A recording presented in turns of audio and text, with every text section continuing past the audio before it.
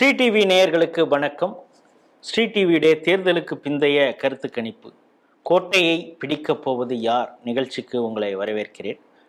ஒவ்வொரு சட்டமன்ற தொகுதியாக நம்ம பார்த்துட்டு வரோம். அந்த வகையில் இன்னைக்கு தருமபுரி மாவட்டத்தில் இருக்கக்கூடிய எல்லா சட்டமன்ற தொகுதியும் அதோடைய நிலவரத்தை பார்க்க போகிறோம்.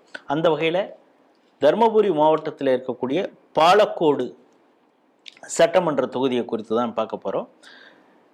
முதற்கட்ட கள ஆய்வில் கேபி அன்பழகன் அவர் தான் முன்னிலை அப்படின்னு நம்ம சொல்லியிருந்தோம்.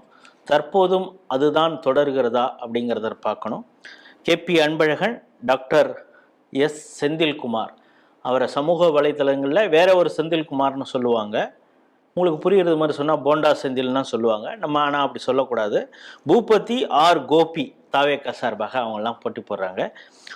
சென்ற முறை பார்த்தீங்கன்னா 87% வாக்குப்பதிவாயிருந்தது. இந்த முறை 92.46% வாக்குப்பதிவாயிருக்கு. இது தாவேக்காவுடைய தாக்கமா இல்லை எஸ்ஐஆரில் அந்த சில நீக்கியிருக்காங்க வாக்குகளை, அதனால் ஏற்பட்ட தாக்கமா அப்படிங்கிறத கள ஆய்வில் ஈடுபட்ட பிரவீன் நம்மோடு பல தரவுகளை பகிர்ந்து கொள்ள தயாராக இருக்கிறார். வணக்கம். வணக்கம். முதற்கட்ட நம்முடைய கள ஆய்வுல கேபி அன்பழகன் தான் முன்னிலைன்னு சொல்லியிருந்தோம். இப்போதும் அதுதான் தொடர்கிறதா? ஆமாங்கண்ணா, இப்பயும் அவரு தான் முன்னிலையில இருக்காரு. ஏன்னா இருந்தாலும் போன பாட்டியை கம்பேர் பண்ணும் போது இங்க பாலக்கோடு சட்டமன்றத்துக்கு நேரடியா முதல்வர் விசிட் பண்ணாரு. திரு ஸ்டாலின் அவர் பாத்தீங்கன்னா நம்ம பாலக்கோடு சட்டமன்றத்துல விசிட் பண்ணதுக்கு அப்புறம் டிஎம்கேவோட ஓட்டு சதவீதம் ஒரு 3-4% இன்க்ரீஸ் ஆயிருக்கு. ஆனாலும் பாத்தீங்கன்னா அன்பழகன் அவர் தான் பாத்தீங்கன்னா இப்பயும் லீடிங்ல இருக்காரு. இதுதான் பாத்தீங்கன்னா குறிப்பா சொல்ல, அவர் விசிட் பண்ணதுக்கு அப்புறமும் டிஎம்கே ஓட்டு சதவீதம் இன்க்ரீஸ் ஆயிருக்கு. இன்க்ரீஸ் ஆனாலும் ஆனா வெற்றி வாய்ப்புன்றது கேபி அன்பழகன் அவருக்கு தான் பாத்தீங்கன்னா அதிகமா இருக்கு.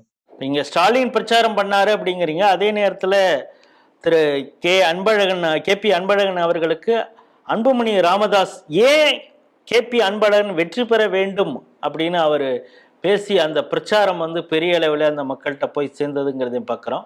அண்ணாமலையும் அந்த பகுதியில் பிரச்சாரம் செய்திருக்கிறார். ஸோ அந்த கூடுதல் பலமும் அங்கே இருக்குதானே. இவங்களும் நல்லா பெரிய அளவு தானே பிரச்சாரம். இல்லை, நீங்க சொல்றது கரெக்டு தாங்கய்யா. இருந்தாலும் முதல்வர் அவர் வராரு அப்படின்னும் போது பாத்தீங்கன்னா அவருக்குன்னு ஒரு குறிப்பிட்ட ஒரு வாக்காளர் இருக்காங்க இல்லையா. அந்த அந்த இதுல நான் சொன்னேன் உங்களுக்கு. அதுவும் இல்லாத இப்ப நீங்க எடுத்துக்கிட்டீங்கன்னா தருமபுரி டிஸ்ட்ரிக்ட் ஃபுல்லாவே 1 years பெல்ட் தான் அதிகம். இப்ப பாலக்கோடு சட்டமன்றம் எடுத்துக்கிட்டீங்கன்னாவே கிட்டத்தட்ட நம்ம வாக்கு சதவீதம் பாத்தீங்கன்னா ஒரு 2,37,476 பேர்ல பாத்தீங்கன்னா குறைஞ்சது பாத்தீங்கன்னா ஒரு 1,11,000 பேர் 1 years மட்டுமே இருக்காங்க.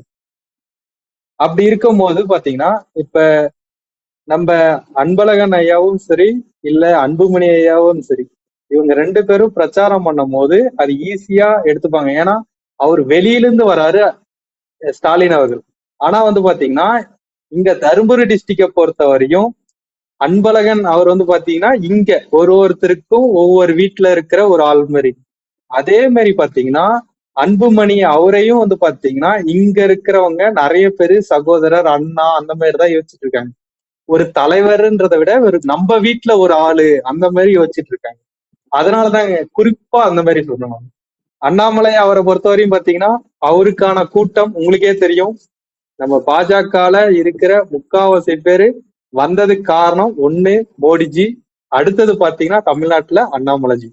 இவங்க 2 பேருக்கோசரம் தான் நம்ம இந்த கூட்டம் பிஜேபி வளர்ச்சிக்கான ஒரு தூண்டுகோலா இருந்தது அவருதான்.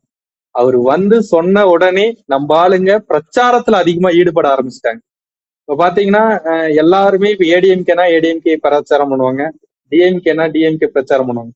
ஆனா இந்த எலெக்ஷன்ல தான் நான் புதுசா ஒண்ணு பார்த்தேன். எப்படின்னா ஏடிஎம்கே, டிஎம்கே, அப்புறம் பாத்தீங்கன்னா பிஜேபி 3 பேருமே இணைஞ்சு செயல்பட்டது எனக்கு தெரிஞ்ச வரையும் இந்த இதுலதான் பார்த்தேன்.